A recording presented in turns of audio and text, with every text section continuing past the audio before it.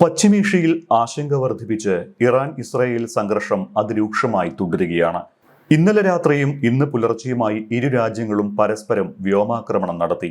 ഇറാനിലെ ഫോർദോ ആണവ കേന്ദ്രത്തിന് സമീപത്ത് വലിയ സ്ഫോടന ശബ്ദം കേട്ടതായും പ്രദേശത്തെ ഭൂചലനം അനുഭവപ്പെട്ടതായും റിപ്പോർട്ടുകളുണ്ട്. റിക്ടർ സ്കെയിലിൽ 2.5 തീവ്രത രേഖപ്പെടുത്തിയ ഭൂചലനമാണ് ആണവ കേന്ദ്രത്തിന് സമീപമുണ്ടായത്. ക്വാം നഗരത്തിന് 20 കിലോമീറ്ററിനപ്പുറം വലിയ സ്ഫോടനങ്ങൾ നടന്നുവെന്ന് ഇറാൻ ഇന്റർനാഷണൽ ഇംഗ്ലീഷ് പങ്കുവച്ച വീഡിയോ അവകാശപ്പെടുന്നു. ഇസ്രായേൽ ടെഹ്റാനിൽ നടത്തിയ വ്യോമാക്രമണത്തിൽ ഇറാന്റെ ഇന്റലിജൻസ് മേധാവി കൊല്ലപ്പെട്ടതോടെ ഇസ്രായേൽ ആക്രമണങ്ങൾക്ക് വിനാശകരമായ മറുപടി ഉണ്ടാകുമെന്നാണ് ഇറാൻ പറഞ്ഞിരിക്കുന്നത്. ഇറാന്റെ ധീരരായ പോരാളികളുടെ വിനാശകരമായ പ്രതികരണത്തിന്റെ വ്യാപ്തി തീർച്ചയായും ഇസ്രായേൽ തിരിച്ചറിയും.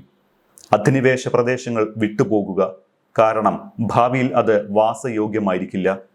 ഇസ്രായേലി ഷെൽട്ടറുകൾ ഞങ്ങൾ തകർക്കും. ഇതായിരുന്നു ഇറാൻ സായുധ സേനയുടെ വക്താവ് കേണൽ റസ സയ്യിദ് മുന്നറിയിപ്പ് നൽകിയത്.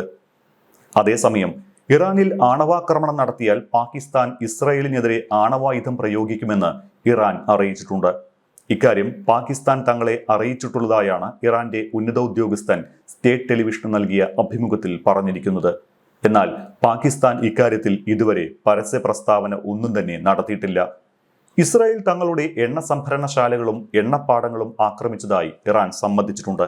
പ്രതിരോധ മന്ത്രാലയ ആസ്ഥാനത്തിന് പിന്നാലെ ഇറാനിലെ വിദേശകാര്യ മന്ത്രാലയത്തിന്റെ കെട്ടിടത്തിനു നേരെയും ഇസ്രായേലിന്റെ വ്യോമാക്രമണമുണ്ടായി.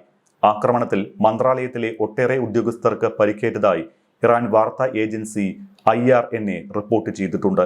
അതിനിടെ ഇസ്രായേലിന് പിന്തുണ നൽകിയാൽ US, UK, ഫ്രാൻസ് എന്നീ രാജ്യങ്ങളുടെ കപ്പലുകളും സൈനിക താവളങ്ങളും ആക്രമിക്കുമെന്ന് ഇറാൻ മുന്നറിയിപ്പ് നൽകി.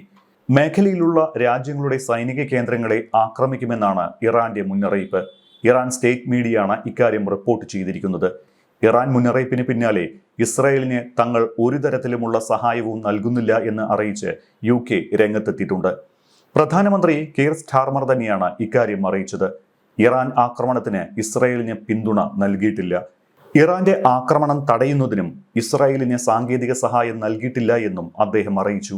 എന്നാൽ നയതന്ത്ര തലത്തിൽ ഇരു രാജ്യങ്ങളും തമ്മിലുള്ള പ്രശ്നം പരിഹരിക്കുന്നതാണ് ഏറ്റവും നല്ലത് എന്നും അദ്ദേഹം പറഞ്ഞു. ആണവ കേന്ദ്രങ്ങളിൽ ഇസ്രായേൽ നടത്തിയ ആക്രമണങ്ങളിൽ ആൾനാശം ഉണ്ടായിട്ടില്ല എന്ന് ഇറാൻ അറിയിച്ചിരുന്നു. അറ്റോമിക് എനർജി ഓർഗനൈസേഷൻ വക്താവ് ബഹ്റൂസ് കമൽവണ്ടിയാണ് ഇക്കാര്യം അറിയിച്ചിരിക്കുന്നത്. ഇസ്രായേൽ ആക്രമണങ്ങൾ ചെറിയ നാശനഷ്ടങ്ങൾ മാത്രമാണ് ഉണ്ടാക്കിയത് എന്നും അദ്ദേഹം കൂട്ടിച്ചേർത്തു. നദാൻസ്, ഫോർഡോ, ഇസ്ഫഹാൻ തുടങ്ങിയ സ്ഥലങ്ങളിലൊന്നും വലിയ നാശനഷ്ടങ്ങൾ ഉണ്ടാക്കാൻ ഇസ്രായേലിന് സാധിച്ചിട്ടില്ല എന്നും ഇറാൻ വ്യക്തമാക്കി. ആണവ കേന്ദ്രങ്ങൾക്ക് ഉണ്ടായ ചെറിയ തകരാറുകൾ ഉടൻ പരിഹരിക്കുമെന്നാണ് ഇറാൻ അറിയിച്ചിരിക്കുന്നത്. അതേസമയം ഏതെങ്കിലും തരത്തിൽ US നേരെ ആക്രമണമുണ്ടായാൽ ഇതുവരെ കാണാത്ത രീതിയിലുള്ള തിരിച്ചടി ഉണ്ടാകുമെന്ന് ഇറാന് US പ്രസിഡന്റ് ഡൊണാൾഡ് ട്രംപ് മുന്നറിയിപ്പ് നൽകിയിട്ടുണ്ട്. ഇസ്രായേൽ ഇറാനിൽ നടത്തിയ ആക്രമണത്തിൽ US ഒരു പങ്കുമില്ലെന്നും ട്രംപ് വ്യക്തമാക്കി.